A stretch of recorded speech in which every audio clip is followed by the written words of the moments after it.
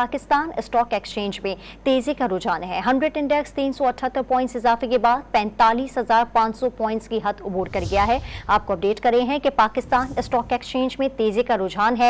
100 index 378 points इजाफे के बाद 45,500 पॉइंट्स की हद अबूर कर गया है। पाकिस्तान स्टॉक एक्सचेंज में तेजी का रुझान है। 100 इंडेक्स 378 पॉइंट्स इजाफे के बाद 45,500 पॉइंट्स की हद अबूर कर गया है। इस पर मजीद तफसीलात जानते हैं डॉन न्यूज के नुमाइंदे तलकीन जुबैरी से। जी तलकीन, बताइएगा मजीद क्या तफसीलात आ रही हैं?